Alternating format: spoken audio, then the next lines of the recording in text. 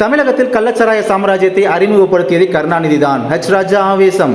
கள்ளக்குறிச்சியில் கள்ளச்சாராயம் குடித்து 50க்கும் மேற்பட்டோர் உயிரிழந்த விவகாரத்தில் திமுக அரசை கண்டித்து மதுரை மாவட்ட ஆட்சியர் அலுவலகம் அருகே பாஜகவினர் ஆர்ப்பாட்டம் நடத்த முயற்சித்தனர். ஆனால் போராட்டம் நடத்துவதற்கு காவல்துறையினர் அனுமதி மறுத்து போராட்டக்காரர்களை கைது செய்ய முற்பட்டனர். இதனால் இரு தரப்பினருக்கும் இடையே வாக்குவாதம் ஏற்பட்டது. இதனைத் தொடர்ந்து போராட்டக்காரர்களை காவல்துறையினர் வலுக்கட்டாயமாக கைது செய்தனர். இதனால் போராட்டக்காரர்களுக்கும் காவல்துறையினருக்கும் தள்ளுமுள்ளு ஏற்பட்டது. கைதாக மறுத்த போராட்டக்காரர்களை காவல்துறையினர் குண்டுகட்டாக தூக்கி கைது செய்தனர். அந்நேரத்தில் போராட்டம் நடைபெறும் இடத்திற்கு வந்த பாஜக மூத்த தலைவர் ராஜா காவல்துறை வாகனத்தில் இருக்கக்கூடிய பாஜகவினரை விடுவிக்கும்படி கூறினார்.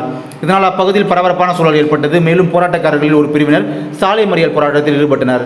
அவர்களை காவல்துறையினர் கைது செய்தனர். பின்னர் பாஜக மூத்த தலைவர் ராஜா, மாவட்ட தலைவர் மகா சுசீந்திரன் உள்ளிட்ட 200க்கும் மேற்பட்டவர்களை காவல்துறையினர் கைது செய்தனர். முன்னதாக ராஜா செய்தியாளர்களை சந்தித்து கூறுகையில், மக்களை கொலை செய்வதற்காகத்தான் திமுக 40 தொகுதிகளில் வென்றது.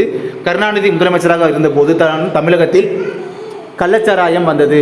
கள்ளச்சாராய உயிரிழப்புக்கு யார் காரணம் என பாஜக மக்களிடம் எடுத்து கூறுவதற்காக போராட்டம் நடத்துகிறது.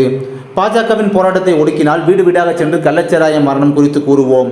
கள்ளச்சாராய விவகாரத்தில் முதலமைச்சர் மு க ஸ்டாலின் ஓடி ஒளிந்து கொண்டுள்ளார். கள்ளச்சாராய உயிரிழப்பை தொடர்ந்து தமிழகத்தில் இருந்து திமுக அரசு அகற்றப்பட வேண்டும். கனிமொழி கூறியது போல் தமிழகத்தில் இளம் விதவைகள் எண்ணிக்கை அதிகரித்துள்ளது என கூறினார் ராஜா அவர்கள்.